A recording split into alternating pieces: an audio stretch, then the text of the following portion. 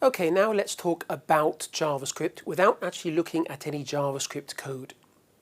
So after this presentation, you'll appreciate the popularity of JavaScript and you'll understand where JavaScript code could be used. So JavaScript, is it popular? Is it worth learning? Absolutely. It is the dominant web programming language. And one way to measure it is to go to some famous websites such as Stack Overflow and see how many queries are related to that particular language, JavaScript. So just for interest, that's what we've done.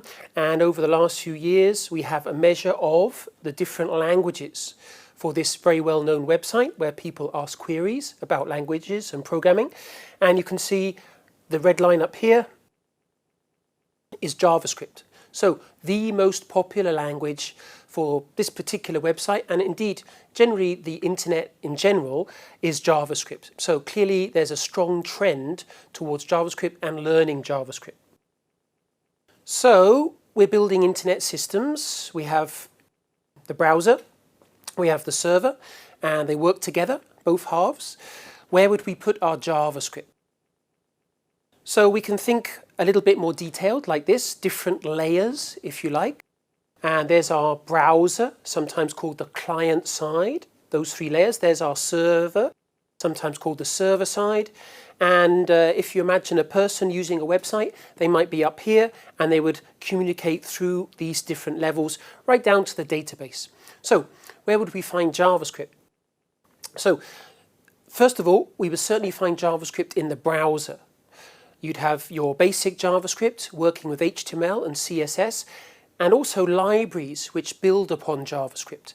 That's the first area, and that's the area where we look at JavaScript in the following videos. In addition, much more common these days, JavaScript is over on the server side as well. You can have a JavaScript server program using JavaScript. Even the database can be related to JavaScript using JavaScript data structures. So we have JavaScript client side and also JavaScript on the server side, including the data. So very good idea to learn JavaScript. Here's a quick idea of the server layers on the server side. And so you might have a server written entirely in JavaScript, and there may be modules and layers and frameworks, which again all use JavaScript. And you would build on those to build your server application. On the client side, which is where we start, we have JavaScript interacting with HTML and CSS. So you can think of it as three overlapping areas, if you like. But actually, it's not quite like that. It's more like this.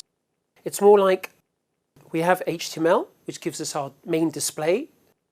That HTML is powered by CSS. When I say powered, I mean the different display parameters, such as the margins, the padding, the colors, font size, font alignment. All of that stuff is supposed to be handled in CSS, and that goes to change the HTML display.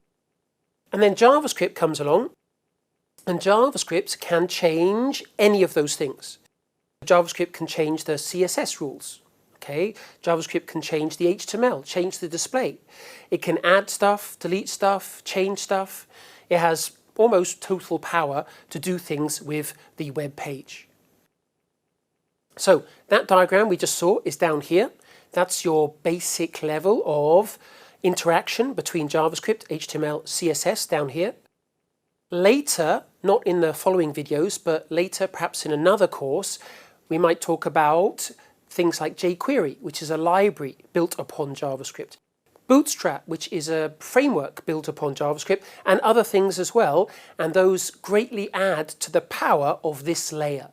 However, so that we learn in an appropriate way, first we start with this, and then this is actually in other courses.